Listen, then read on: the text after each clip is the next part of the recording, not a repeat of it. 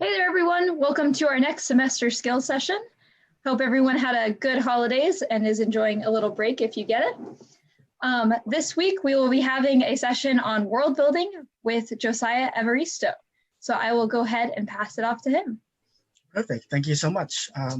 As Caitlin said, my name is Josiah Evaristo. It's my pleasure kind of doing this.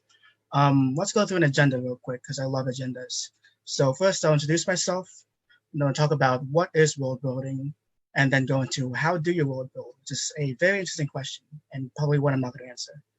I'll touch a little bit upon what I think is, the best way to spark creativity when you need it. Go into a little Q&A. So if there's anything I need to go over or anything anything you want to ask about, we can talk about that before we head into our interactive session at the end. All right, with that, let's get started. A little bit about me. I am a fifth-year civil engineering major at Georgia Tech and the president of our TPED club. In my non-existent free time, I run D&D games, and that's where I started my world building. The map you can see in the bottom middle of the screen is one of my favorite examples. This is part of my Black Band campaign. The goal of this was, because college students don't have a lot of time, we wanted to make a D&D campaign where people can drop in and out as need be. But then how do we make sure people show up when we want to tell a story? We incite them to come by giving them a fun world to explore. This was basically an experiment of how do you create a world where the audience wants to dive deeper into it and chooses to go off your narrative path that you've given them into something they want to discover. And we were successful at this. We gave our players a plot hook and gave them some fun NPCs, cool enough that they asked us to just go back into the forest and talk to them and figure out their own adventure. And I think this was a fun success and something I'd love to see more in theme entertainment. From there, I used my world building experience to create a treatment for the CoasterRadio Ride Design competition, and we were the only original narrative that was chosen to compete. Everything else was IP-based. We had to create a fantastic setting to entice our guests to come into without the crutch of an existing property. And then from there, the top picture with all the characters is probably one of my proudest achievements in world building, which was with the student theme entertainment project last summer. We designed what I call an invisible attraction, in which we populated our meet and greet characters into the park itself and use them to tell the lore and story of the world. And by doing so, we make guests care about history, which is hard enough to do, with our world. Having another world being introduced is pretty cool. So first off, what is world building? It's a huge umbrella term. There's a lot of stuff that goes into it, like environmental storytelling, all of the props you see around your Tower of Terrors, or level design in video games. Lore drops, which is important pieces of information about the world players or guests need to know to understand the story. It also includes the explanation of the ride conceit, why are guests going on this ride, what does it stand for. It also talks about the technological state, what period of time we are in humanity. Even realistic fiction or urban fantasy needs to world build a little bit. Even though we're still set on Earth, we need to explain kind of what's different in terms of what you expect out of society, and that kind of is involved here. The last two are my favorite types that I want to really dive into: character design and societal structures. And this is what I believe makes worlds come alive. Character design is not only what the characters look like, how have their clothing and appearances been changed by the world they live in, but also their mindsets. What do they believe in? What do they try to hide? What face do they put on in the public? And what face do they keep only to themselves? Same with societal structures. Why are there generalizations of people? What powers are there that control and kind of sculpt the worlds people live in? And this basically TLDR, there's a lot that goes into world building. It's a nice umbrella term. If you wanted a functional description of what it is, I would give you this. World building is creating setting details that presents a living world while conveying the themes, emotion, and message of the story. And this, if there's one big takeaway you take from this speaker session, it is that world building is a means to an end. The end is which guest enjoyment. Everything ties back to your audience. You can create a fantastical world with floating mountains, a new system of gravity, 10 different languages. But if your guest isn't compelled to explore it, is it really functional? Is it really a good world?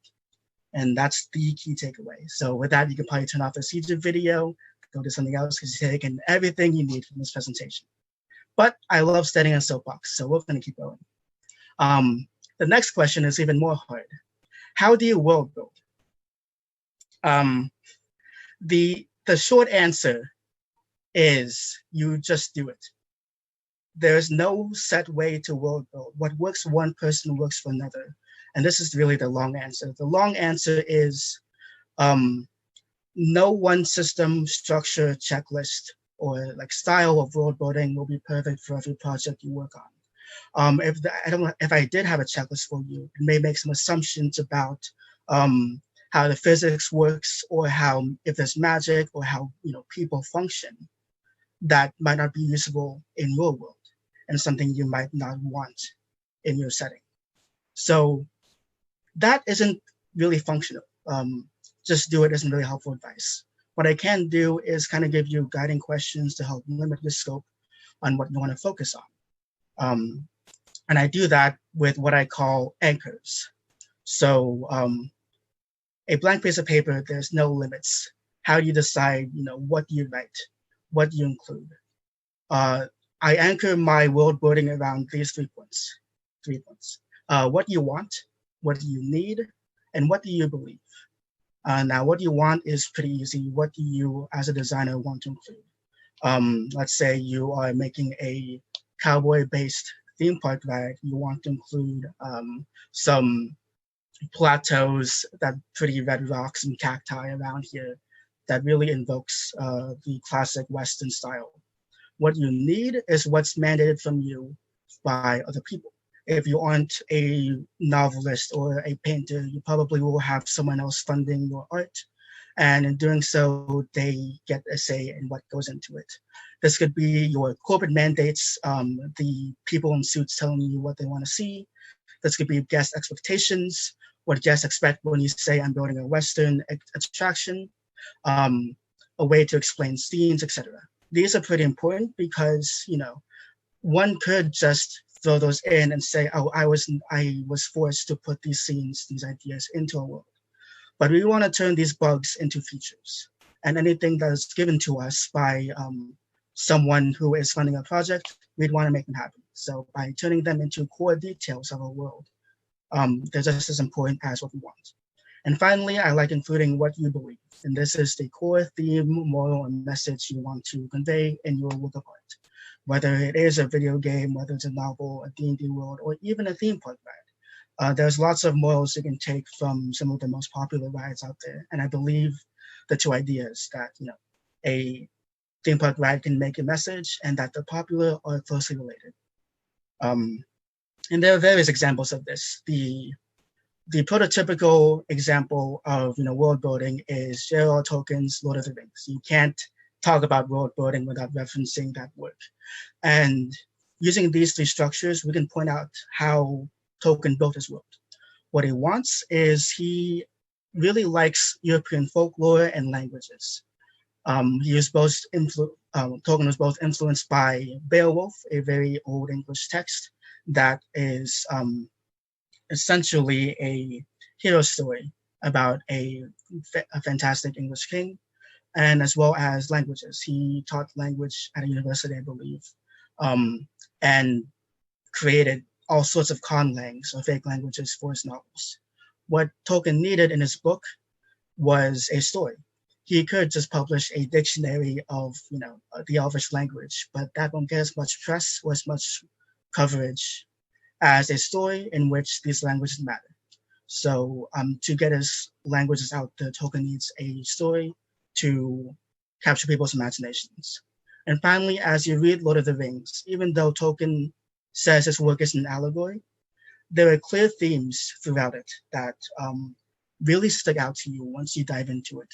One of them is the vices of industrialization. There is a reason why, Saruman, or spoiler alert for Lord of the Rings, Saruman basically built a factory underneath his tower, and why, the Ents, nature essentially took it back over. There's also a theme of everything that's happened has been a pale echo of the past. All of the older races, the elves, the dwarves, have all, seen lifetimes where things are much grander. There are much more grand battles, much more grand villains, much more grand people that have all seemed to fade away. And that sense of time and loss in Lord of the Rings is really reflective of not only how to make a realistic world, how to make a lived-in world, but at least for me personally, I believe his view on World War I. So you can see how what he believed shaped his world. And that's not something you really pick out in the beginnings when you're putting together your anchors. But once you have a few ideas, you can find a narrative in there that brings out a core theme. We can do the same exercise with theme park rides. For example, Flight of Passage, one of my favorites. I think it's a fantastic transformative experience. What the ride wants is a ride that's accessible to all ages. Animal Kingdom, I believe, is the most family-friendly park because they have animals. So you need a ride that isn't solely a thrill ride, something that anyone can get on. What they need is a showcase of the Avatar movies Worldbuilding. Sideways on YouTube has a video that basically is a conspiracy theory that most of the pre-production for Avatar went towards Worldbuilding itself. And if you already have that, you want to show that off. It's a good use of an investment. You already have the text right there. So from what I can interpolate, Disney executives really wanted to showcase what was done already for the Avatar world. You can also find what they believe in the ride, and this is fantastic. Animal Kingdom has this narrative of nature fighting back against industrialization. Expedition Everest is about the Yeti fighting the train system running through the Himalayas. Kali River Rapids is about nature overcoming the logging machines in its wake. And Kilimanjaro Safari has this narrative of poachers, or used to have this narrative about poachers, losing the battle and us rescuing an elephant. Avatar, and Flight of Passage specifically, asks, what happens when society and nature work together? What happens when we combine the two so they both live in harmony and they both get out more than what they get in? A non-zero-sum game, if you will. And this is done throughout the queue line. If you walk through Flight of Passage, the clear themes of the drawings the Na'vi put up, and the mural at the end of the ride of the Banshee itself. These cave paintings and the picture at the end show this clear tie of, even though we have progressed technologically, we still look back to our roots. And that's something that's important to the core of Flight of Passage's story. Another example is Tower of Terror. Tower of Terror wants a nice, slow mounting sense of dread throughout its whole queue and ride. And they do this wonderfully. What they need, what is given to them by others, is a justification for a drop tower. And this is really why we went with the hotel aesthetic here. And their theme, what they believe, is that opulence and material wealth fades over time. This is maybe the closest theme I can get towards Tower of Terror. It reminds me of the Ozymandias poem, where there's a statue that says, "Look upon my works and despair," and around him is nothing but sand. When he walked into the lobby, there's this extreme sense of a little bit of fear and horror from the aesthetics, but also a sense of loss from seeing people just gone, the stories gone, and whatever they were doing has just been left behind to rot. These themes for both Flight of Passage and Tower of Terror, I really think make them stand out compared to other IPs such as Star Wars Land and Harry Potter. When the former, or when Star Wars Land and Harry Potter, their goal is to say, oh, look, you are in this universe. Avatar and Tower of Terror take it one step further and say, this is why it matters. And that echo of, what you believe really, really helps ground the world they're in. As well as having a starting point, I like having an ending point. So a big question I want to put to you all is, how do you get guests to care about your world? And this is the $1 million question. If you can figure this out, marketing teams are going to love you. It's going to be great. But it's a hard thing to do. But this is really what we want to focus on in our destination. We want to create a world that guests will want to come back to, will want to go through and find out more. The best example I can think of is Jungle Cruise. Jungle Cruise in its inception started out as a very basic safari ride. There weren't any jokes, there weren't any frills, there wasn't any lore like you'd find at the restaurant. It was just a boat ride. Once you added the sense of humor to it, after the ride has been in production, people got attached to it. They really enjoyed it. They had fond memories about it. There was an emotional core to the Jungle Cruise of, laughter and a good sense of a good time. And once people started caring about the world, they wanted to know more about it. And that's what lets Disney expand upon what the history and just the lore behind Jungle Cruise. That's why you see all the notes up on the restaurants now.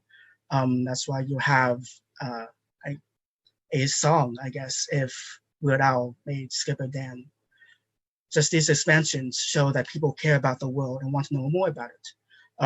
One of my favorite quotes from my football team coach is, people don't care about how much you know until they know about how much you care. If you can show them that they will get something out of your world, something emotional, something rich, something real, they want to come back to it and know more. And that's when you can show them all the cool world building you did, all of the cool history stuff. Just because, and this is a really important point I want to touch on, the juice for the writer when they're making this world is not the same as the juice for the audience. What the writer wants is, hey, look, this is what I've done. Aren't I clever? You can really see this in specifically Christopher Nolan's work, especially right now with Tenet. A lot of the movie has been taken up by him kind of explaining how his world worked, how the physics of traveling backwards through time works, and how cool that is. But watching the movie, you don't get a sense of any sort of emotional context. You don't get a sense of why the audience should care about why this world works, why the audience should care about how our protagonist travels through this world. And that's really what we need to focus on when we're world building. What is in it for the audience? I put this as a bullet point as explaining versus engaging. You don't go to a movie to be explained to. You go to feel emotions, be engaged, see something cool, and all that. The BBC channel has a great example of this. Back in a little bit longer ago, words are hard, a little while ago, when they would start producing new TV shows, they would have the pilot kind of explain everything in the world and then have the second episode be the one that hooks guests in, that has the fun scenes that you would get after you get everything explained to. The BBC would go, great, and then switch the two.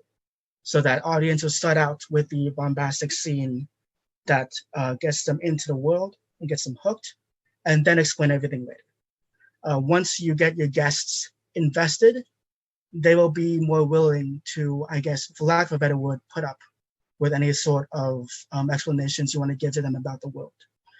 And guests don't really need to have everything explained to them for them to go with the plot or narrative of a movie. Guests are willing, or audiences in general, are willing to suspend their disbelief if they are promised, a good emotional outcome or a good visual outcome. So this is where we want to get to them. And I guess that's one of my big pieces of advice to you all. Don't worry about making sure your audience knows everything about the world. As long as they have just what they need and only that, they can follow along with you, fill in some context clues, and have a good time. That brings us to our next point, diegetic context. What do I mean by this? I relate this to diegetic music and non-diegetic music. Diegetic music is music within your project, within your piece of art, within your attraction that is played within the world. So for example, the Star Wars Cantina Band is an example of diegetic music. That's Luke can hear it through his own ears as he walks into Mos Eisley Cantina. An example of non-diegetic music is the Force theme when Luke looks at the binary sunset.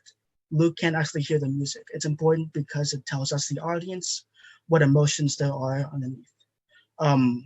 How we expand this to context is we want to give any information to our audience. If we're giving them information, use a megahorn or use a lens in your world itself to provide bias to that information. So for example, in my D&D games, I could either tell my players, oh, this is how the feudalism system works, and this is what you can expect, which they would accept as truth just because, I know the world and I can say whatever I want. I can do that, but the more dramatic thing to do is to have one of the people inside the world, let's say a knight, so Arkazovar, say, this is how feudalism works, and I believe in it. And it's the last part that really gets to people. Once you have your characters who have this bias, who have this viewpoint on your world, you can mess with the message you're trying to tell guests, and in doing so, put in a little bit of doubt that maybe sometimes it doesn't quite work like that. And that provides tension, that provides drama. And that's really what a story is at its most basic parts. A story, cut to its roots, is just tension and release. By involving these little bits of tension within your world building, you can create something that's still engaging the audience while delivering information that they will need to know. All right, that's a lot of working. Oh, that was a lot of talking. Words are hard right now. So now we have our anchors and we have things we want to include in the world, which is great. What do we do now? We have a starting points and ending points. Now we just need to connect the dots until we have a coherent world that fits for our story. I talked about this, or I use the term nonsense when I talk about this, because you can really create any explanation to connect to existing events or to existing themes or ideas in your world. I mean, Disney has lore that connects the Dino Institute to Chester and Hester's Fun Fair Parade. I don't even know what they call it. But if you can create an explanation for how those two things connect, I'm pretty sure you can create an explanation for how any bits of your world connect. That being said, this requires you to be creative. There's no way around it. I can't give you a master clue of, if you get stuck, use this to solve your answer. There's no master key. It's just about, finding your way to nothing else. What we can say is that you can focus on both your logical causes and your consequences of the choices you make. So let's say that you want floating mountains, for example, in your world. A logical cause of that could be, as Avatar 2009 puts it, a magnetic field around your planet that levitates all the rocks. Or you can use, as I believe Inception does, gravitational waves, or really anything. You can just hand wave it as magic and leave it at that. The important thing I think you should focus on, and this is just from my perspective, are the consequences of your choices. What happens because of this fantastic phenomenon you put into your world? And that's important because you want the characters in your story, in your theme park ride, in your work of art, to really accept it and make it seem mundane. And if your characters kind of accept it and say, oh, this is how it is, then I believe the audience would as well. If you think about it, there's a lot of cool phenomenon in our world that we just kind of accept when we see it. And then once you hear an explanation, we go, oh, that makes sense. One of them, for example, is rain, at least in Florida. It rains basically every summer afternoon at 3 p.m. on the dot. And it's just one of the things you just go, okay, I'll prepare for that. And as a kid, you don't really understand why it happens, but you're just like, oh, it's here. This is something that all of my parents are used to, so this is something that's just normal. And once you have that sense of realism into your world, that can help the audience. Another thing I want to suggest to you all is to come up with a few ideas to help connect the dots. For example, if you want to have swords in your sci-fi space fantasy, but they're also, blaster pistols, how do you connect the two ideas of having a melee weapon or bringing a sword to a gunfight? Star Wars does this by introducing a religion of space wizard monks that are, powerful enough to tell where the blasters are coming from and deflect it. Dune, on the other hand, justifies space swords by having a shield system that's based on kinetic energy. The more kinetic energy your weapon has, the better the shield works against it. And this is why swords work when space blasters don't, because swords have a lesser kinetic energy. These two are both perfectly valid explanations for why there are swords in space. And as you come up with a few ideas to fill in your own world, you can choose the one that best fits your theme or best fits what you want to see. And also it's nice to compare the pros and cons of and maybe find a middle ground. Finally, when you are making a world, especially in the context of theme parks, leave spaces for guests to fill in their own assumptions. Part of the big appeal of exploring a new world, exploring a new place, is the sense of discovery and the appeal of a mystery. So both kind of finding what is there and also thinking about why it's there or what happened beforehand is part of the fun. Tower of Terror does its best by not explaining, anything in its queue, really. You walk into the lobby and you see all sorts of paraphernalia, a mahjong set, newspapers, a doll, and you know that there's a story behind, why did these people disappear? But the mystery is there, and that's really what's intriguing about us. Compare this to Star Wars Galaxy's Edge and how they used kind of data pads to let people eavesdrop on civilians there, or scavengers there. Through the app, you kind of hear the lore behind each event, each blaster bolt, each site you see in the world. And in doing so, I really don't think the explanation lives up to the fantasy people have in their heads. This is what Star Wars does best, in my opinion. If you go watch the original Star Wars, they drop a lot of phrases in there that don't make sense to us, but we can use context clues to understand what they mean. So, for example, how do we know what the Kessel Run is? In the scene where we hear about it, Luke goes up to Han Solo and goes, are you sure? This man doesn't seem fast. And Han Solo replies, fast? I did a Kessel Run in 12 parsecs. What do you mean that's not fast? We don't know what the Kessel Run is, but we understand, he means ship, fast, new record for a race. And in doing so, we create this gap in our knowledge that doesn't take away from our understanding of the story, but makes us feel like the world is bigger than ourselves. And that's really important for the guest, to make them feel real, or to make the world feel real. Just because it's easy to kind of tell where the hand of the author is in theme parks when you feel like you're catered to. You feel like, this is the explanation of this, and this is the explanation of this plant. These don't really help the world feel real, they help the world feel explained. By having these mysteries that keep the guest engaged and intrigued, you really help bring verisimilitude and immersion to your world. All right. And the last section I have here is just a question of how do you be creative? And this has always been, a struggling point, especially as an engineer. How do you be creative? My technique that I think has been working pretty well is always just throw out your bad idea. Just say it bring it out there and just pitch it. What if we did this? And it's going to be bad. But the important thing is that this starts off what I call the creative iterative process. Creative iterative process. I can't speak today. Which means that once you have an idea out there, someone else can go, no, this doesn't work because of X, Y, and Z.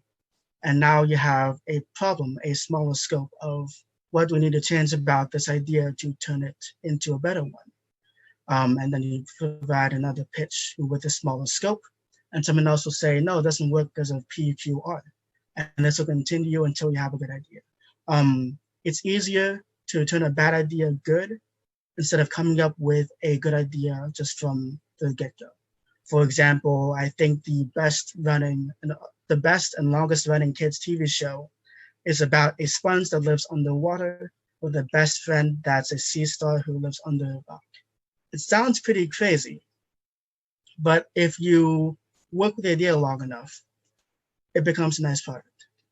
So that's really my secret on being creative, taking your worst idea and maybe just running with it, see where it leads you.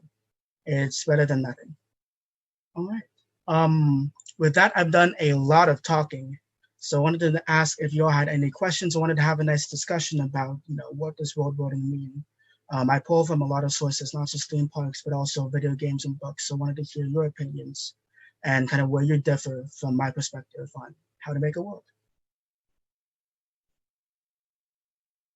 Anyone have any thoughts? I have a question for you. Yes. So I definitely agree that the detail in Star Wars about the 12 parsec or the 12 parsec run was like a good way to make you intrigued, to make the world seem bigger than just what's on screen. Mm-hmm. Do you have any recommendations for doing that, or like any experience doing that where you don't make the audience feel like they've missed something? Like, I guess what's the difference between bad writing and then doing that intentionally? Okay. If you have an opinion. Mm-hmm. That's a good question. I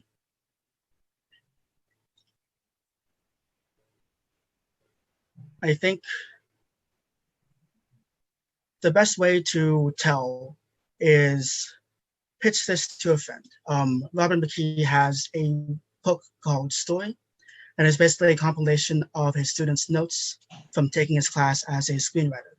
One of his pieces of advice is once you have kind of your world built out, sit down with a friend and just kind of run the scene by them. Maybe give them a small description and small synopsis, ask about the dialogue, and then see if they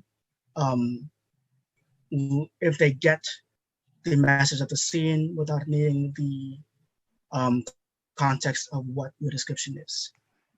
Just, I guess the best way to call this is focus group testing, but I don't really want to call it that just because I know that whenever you pitch this to a bunch of executives, they might become hesitant just because they feel like they are afraid that guests will have that reaction you're talking about, feeling like they missed something.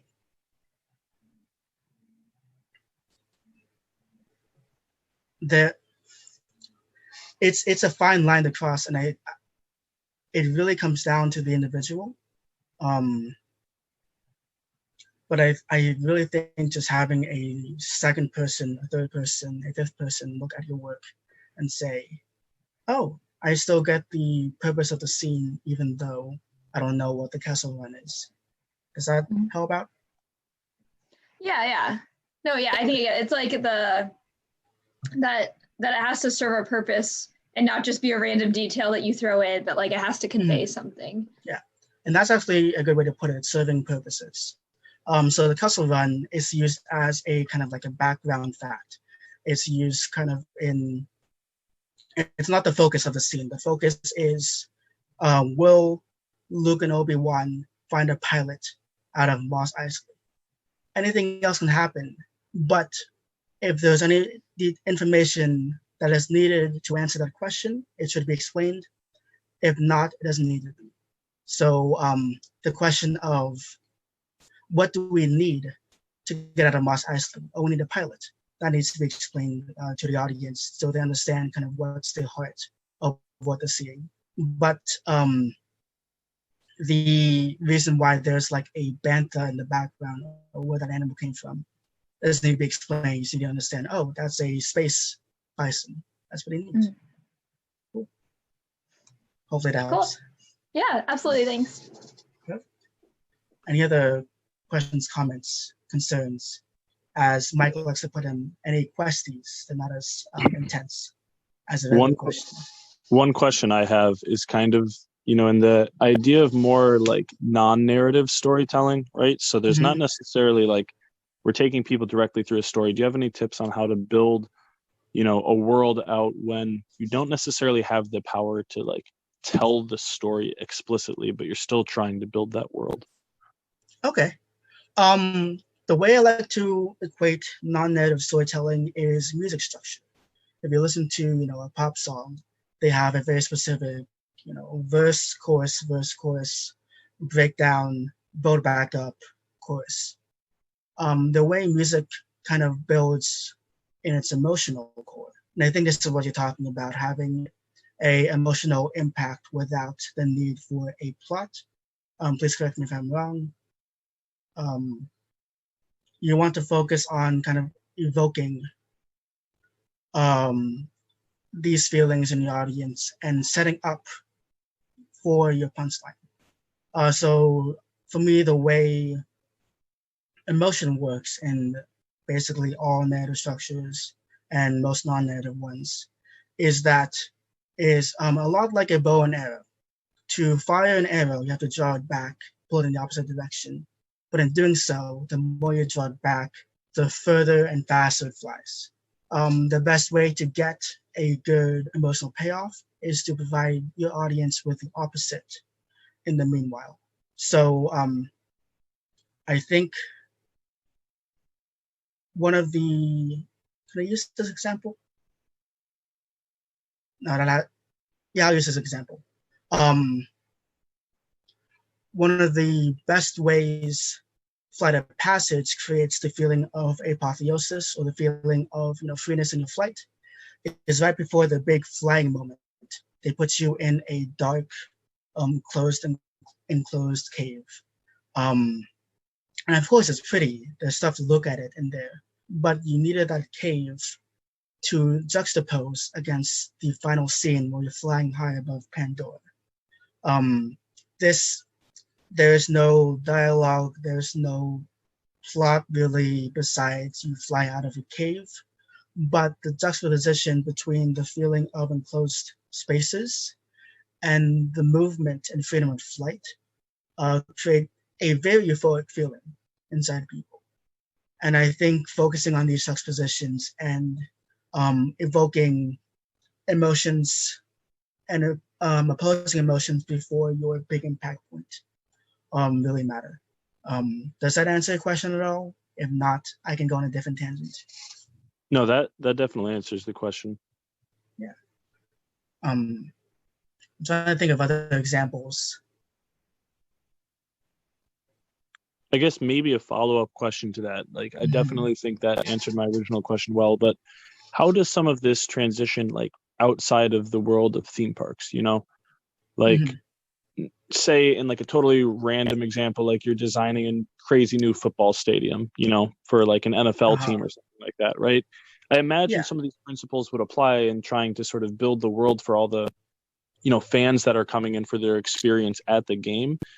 And so do you think some of these world building principles, can transfer into a very different space, such as like a football stadium, for example? Yeah. My gut reaction is to say yes, just because, anything is possible.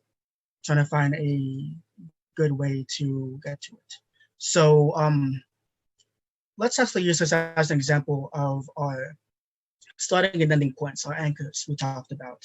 So as a designer of the football stadium, you need to have a football field, of course, and seating for enough fans to fill a small city in Nebraska. The theme you want to get out, at least from what I've seen from the marching bands, is a sense of camaraderie and a sense that you are helping your team win. This is why we have music coordinators who play different music at certain times, depending on who has the ball, and who's up in energy and in points. And I think that's really where a lot of the world building would happen. It wouldn't, or there of course could be visual examples. So for example, as you're walking around the concourse, you would see your past trophies, your past players, your past Hall of Famers, to build the sense that you are part of something greater than yourself, and to remind you that this is a legacy thing. You should be proud of it. But then once you go into the game, the world building happens emotionally, with a lot of the non-visual senses, especially if your team isn't good like Georgia Tech. You want to focus on creating music that creates a live environment, and one that hypes up the crowd and makes them feel like they're helping. So for example, in a football stadium, let's say your team is on a defense and just sacks the opponent's QB and picks up the ball for a pick six.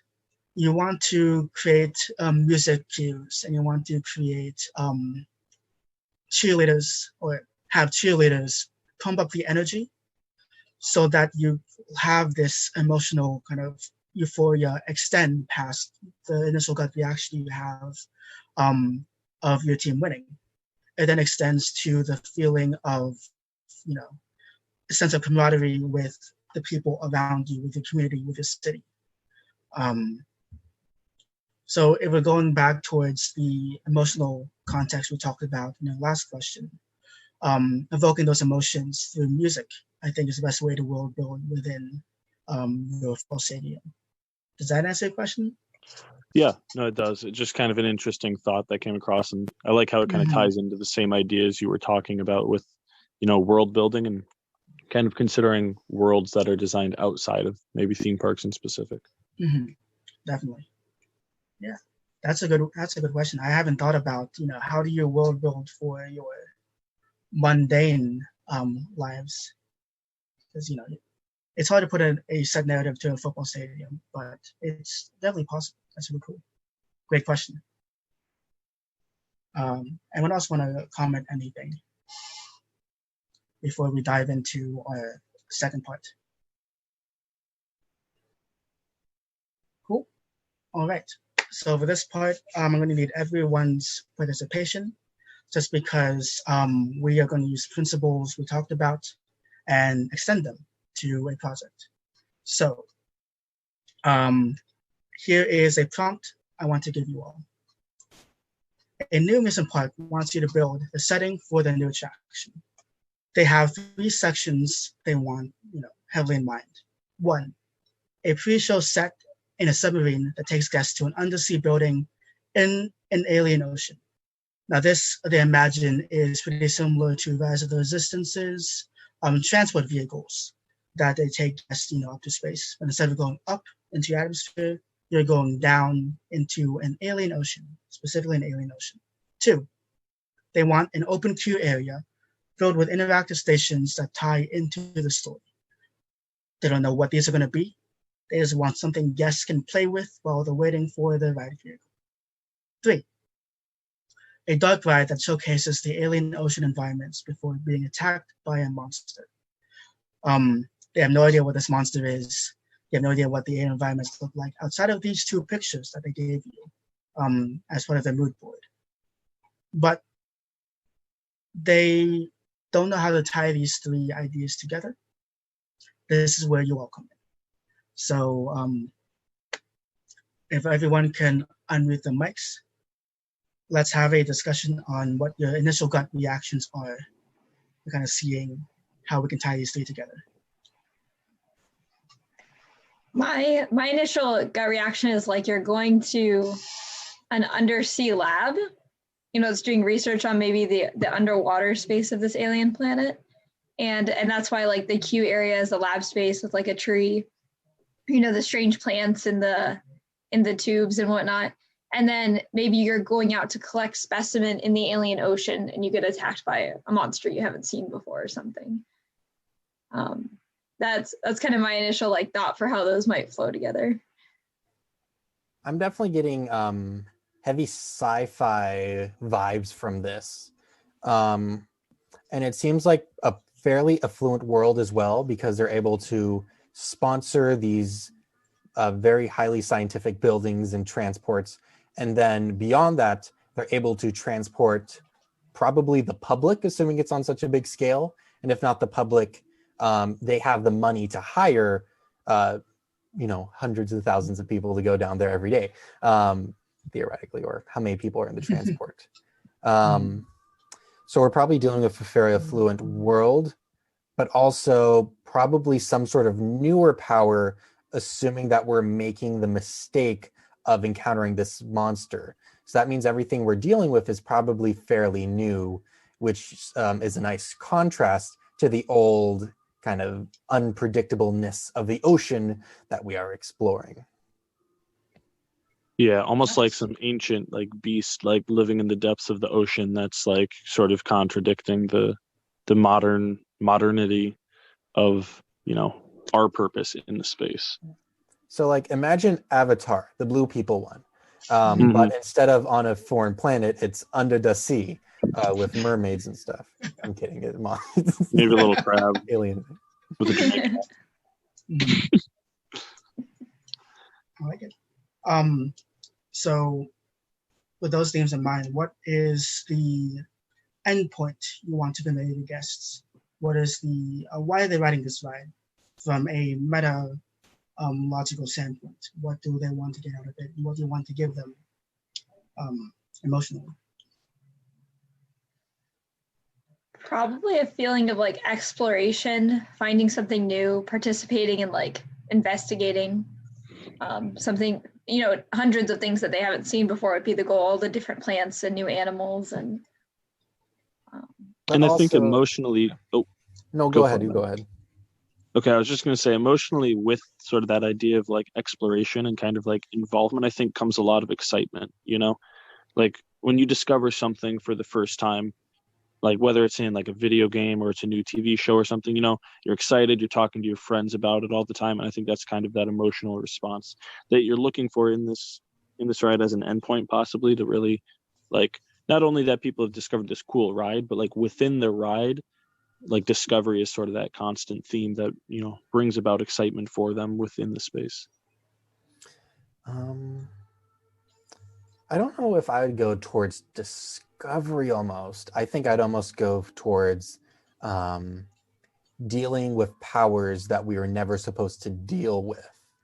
And I feel like we see those themes fairly frequently within a lot of sci-fi type media, as well as a lot of these rides that deal with a monster that comes to attack you. You're dealing with a power that you do not understand and that is greater than the human race. That's a thing we see a lot, especially when you're kind of looking at, you're going under the sea. Humans don't have gills. We have no place there because we can't breathe underwater.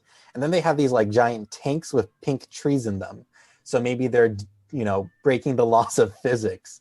I don't know if anyone here watches Star Trek Discovery. I'm working on it right now, but they have this like spore-based transportation thing and like it teleports you across the galaxy.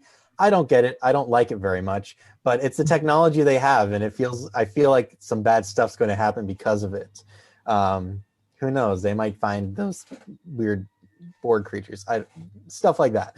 But I feel like we see a very sinister stuff that comes out of experimentation because of kind of that evolutionary thing of being scared of the unknown. But that's just me rambling for a while. Oh, we love rambling for a while. I just rambled for 35 minutes, so no shame in it. Do the ideas, the themes of discovery and dealing with ancient powers, do they have to be separate? No, I'd say a lot of the time they are hand in hand. Mm-hmm. So then, what would we put specifically in this ride to convey both of these senses, especially from the guest point of view? Well, underwater, you got to have those bubble machines. The ones like in Finding Nemo subs where like it's just a bunch of air that goes up. Got to have that. That's a must. I would think if we're going for like ancient or even discovery, a lot of dark spots in the ocean would make sense, like just aesthetically. because you don't know what's down there, and it would kind of, like you said, leave mystery, not explain everything about the world, but like deep patches of the ocean that maybe aren't explored in the ride, that there could be more lore about behind the scenes. Mm-hmm.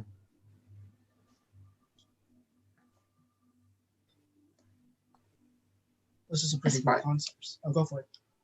Oh, I was gonna say, as far as ancient goes, maybe there's something there to indicate how old it is. Like, you know, if the monster somehow affected the surface world and humans from thousands of years ago knew about it, maybe there's some human construction under the sea that, or, you know, like towards the bottom that kind of conveys how old this creature is and how long it's been around and how long it's affected humans. Sprinkle in some ruins just for a bit of ambiance. Yeah, exactly. Like all the underwater ruins. Yeah. And maybe that's a good place where you can sort of, like you talked about, you know, drawing the arrow back, and the further you draw it back, the faster and further it flies, that analogy. You know, maybe sort of the same thing, like, you know, we're kind of touching at here, but like really putting up, you know, like this underwater building here that looks pretty like techy and futuristic-y, but really like working hard to contrast that with sort of those ruins or those like ancient sort of structures that may be down there, right? And so they maybe like look similar, but like in their similarity we can see the contrast that much more clearly, if that makes any sense. Yeah. I also want to say the Australians are doing this. I don't have any good reason, but yeah, they're Australian. Okay. I mean, You know, you can disagree with that, but I think they're gonna. In my head, they're Australian. Maybe, That's what maybe I'm like our envisioning. guide is like the kooky New Zealander who's like out of place. Yeah, that works too. That works too. New Zealand and Australia. Yeah. they're basically the same place, right? The other English-speaking countries, the cool ones. Yeah. Uh, Go for it. I was saying, and something interesting is like I see that kind of in the concept art, it looks like there's definitely a 7 on the side of the building, maybe an 8. So maybe you could even go so far as to say like this is one of multiple research centers. And the whole ocean's being explored. Yeah. Just kind of like in Space Mountain, where the various mountains are like, oh, Space Mountain 76, 78. Even though they're just named after the year they opened, it's still kind of cool to imagine that there's a bunch of them out there. Oh yeah, fun fact, Space Mountain numbers are named after the year they opened. Look at that. So we have some cool ideas. Bubble sheets, dark spots in oceans, underwater ruins, South Pacific Guide, and one of multiple research centers. How are we conveying these and the themes thereof to the guests? Whether that's in your pre-show, your queue, or your dark ride.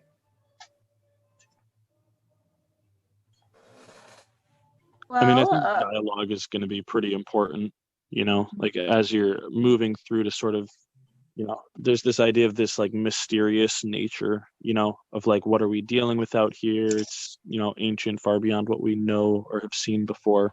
And so, you know, having sort of dialogue mixed in there, that's like you said, kind of with the whole 12 parsecs things, maybe there's, you know, your guide mentions some sort of like lore of the area of like, you know, like the classic Jungle Cruise, like, oh, there was somebody else who like came here before us and they never returned, right? And so you could have like a little something thrown in there that, you know, totally makes sense within the story and could help, you know, reinforce the mysterious kind of like, what are we dealing with out here, you know, world we're building. And I think kind of adding on to what Caitlin was saying about having that dark ocean out in front of you. Dark ocean is literally stuff we do not know. We cannot see, and therefore we do not know. And having like various lab equipment that is letting us see the unknown, that there, I mean, science, I mean, that's what science does. People kind of get that, oh, the magnifying glass lets you look at things large. Mm-hmm. That's that, but applied to all the other instruments in the room. That kind of explains like what you're doing there. And thematically, it delivers on, this is a scientific exploration discovery type mission. And I'd say probably with some ambiance-esque music, you can get that uneasy, oh, you're dealing with a larger power vibe. And of course, maybe like, sensors not working, which you find in horror when they're dealing with the monster, right?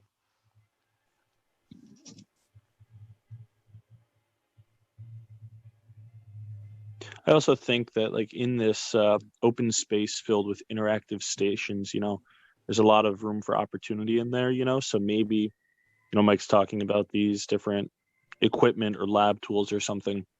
And so, there may be a chance that like as you're, interacting with the specific like lab tool, there's some sort of like, professor's research in there. And so you're kind of like diving more deeply into like nuggets of the story in that interactive space. So it's not just like, oh, look, I can like move a camera around outside and like see different fish swim by. But that like that, it would be cool. And maybe like some of that helps you look into like maybe there's like a map in one of those interactive stations. So you have the chance to kind of see like what's this world around us that we're, sort of discovering. And then on that map, maybe you have those black spaces, like the dark ocean sections that we haven't explored yet because they're just so dark or something like that, to really drive in that same, we're dealing with these mysterious spaces, but it also helps the guest understand, like Mike was saying, why they're there and their purpose moving through the space. I'd be on fish cam all day long. I'm just gonna let you know that. If you give me like a joystick and like a 360 camera, I'm on fish cam all day. And also kind of following up on what Jake said about like providing like why and like some background.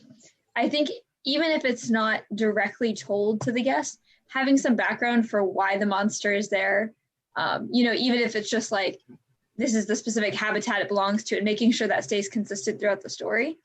Like people who really pay attention to the details, like it'll come through to them. And maybe it has something to do with like, if you had those old ruins, maybe it was a mutant created by something, in the past. So even if that backstory isn't expressed, I think having it developed would make sure things stay consistent. Mm-hmm. Yeah, definitely leaving traces of the monster within the environment.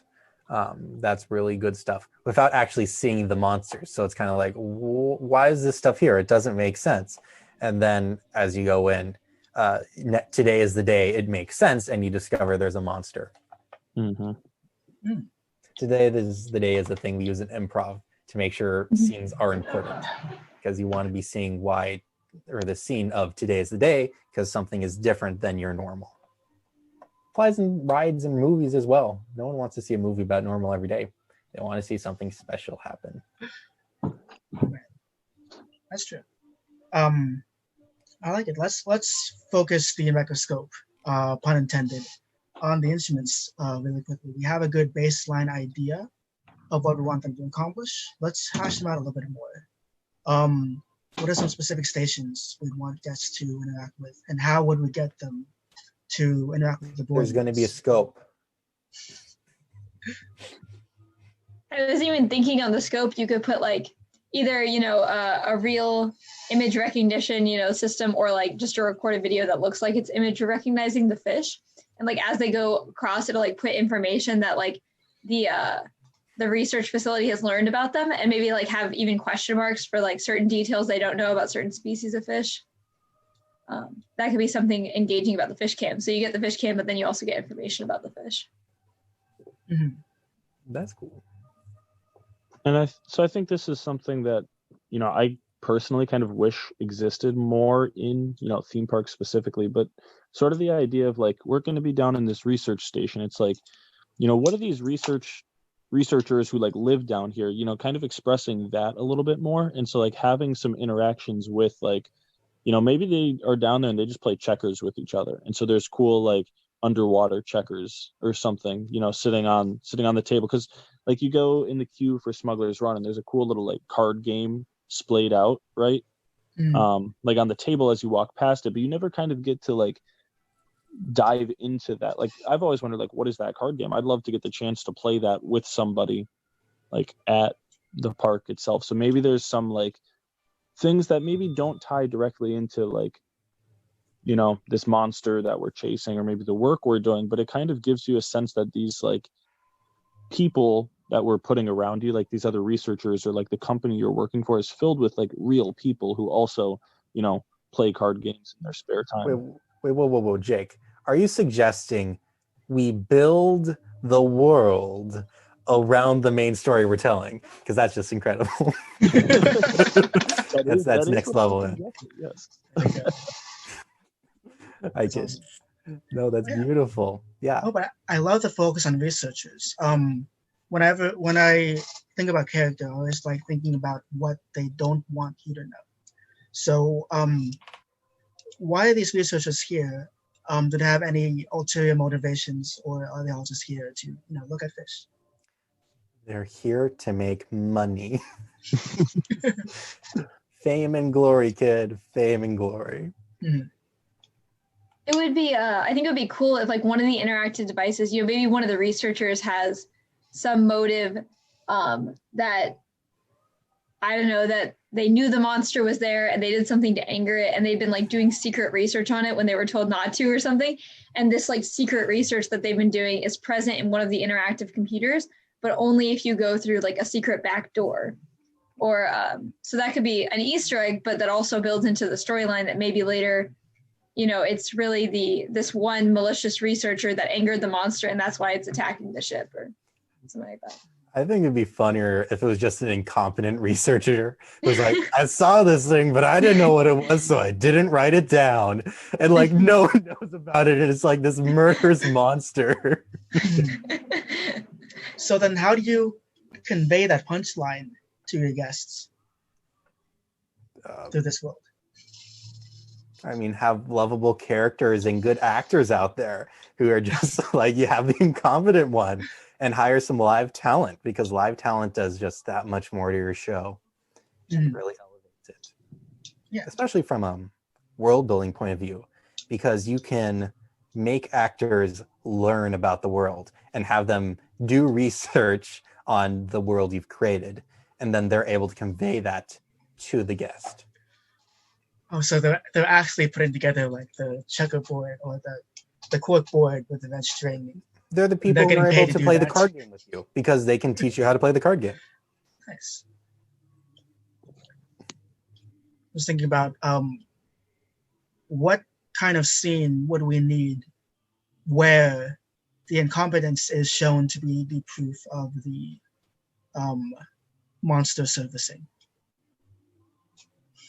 Where would we put that? Sorry, can you say that one more time, that the incompetence is the proof of the monster? Oh, where does it come up that the incompetence is the reason why this monster surfaced? I'm picking this up because once we have like a scene, we can build everything around that scene and justify why they're there, what equipment they need to be in that location, etc. Well, I guess that how it comes to light, I feel like would be semi-dependent on like why the character didn't write down. So like, let's say like Mike was saying, the character discovered this monster and was like, I don't know what this is, I'm not going to write it down. But if they're out there trying to research things, I feel like there would have to be a reason that it chose not to write down. So maybe, a higher, maybe there's some government mandate that says, if anything too dangerous is found, the mission stops. Yeah. And this researcher doesn't want the mission to be stopped.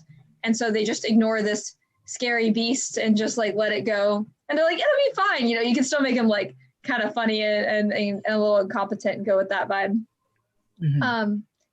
Maybe there's someone's lackey and they don't want to get in trouble. And so they're like, oh, okay, I'll just keep it a secret. And then if you have that motivation, you could do something where, maybe they had a partner because, maybe in order to prevent things like this, everyone has a partner and both the partners were staying silent, but one of them, speaks up eventually. Yeah. Yeah, that's a better storyline. It's always more fun to watch competent people do things than incompetent people do things. Well, I mean, we can make one of them incompetent and then make the other one competent, and then they contrast, and that's how the real story comes out. Character foils. We love those. Love a good foil. Mm-hmm. Yeah. Love a good foil, known as Boyle. Hashtag Brooklyn 99. Yeah, but with that one question, we now know we have a government mandate that says, make sure nothing scary happens. There's someone interpreted that as, make sure you write down nothing that's scary. And then you have someone else that reveals their character motivation and go, wait a minute, now these people are in danger. And there we go. Oh, right. The reason why the government told us to report big, scary things and why they shut us down is because being underwater is dangerous. Mhm. Whoa. Yeah. Mind-blowing stuff here, man. Yeah. Yeah. So I guess last question I have is specifically on the pre-show set. How is the idea of you going to an alien ocean being conveyed in your submarine, and who is giving that information, and what is the point of view in this world? Does it have to be alien like another planet, or alien as in something never found before? The part just said alien. So Okay, it just said alien. So probably otherworldly. mhm. Yeah, I'm looking at the well, actually the top image is very Earth. Like there's a legit shark there. I don't know. Sharks will stay the same for thousands of years. I'm sure they're the same on other planets. Sure. Like the dolphins in.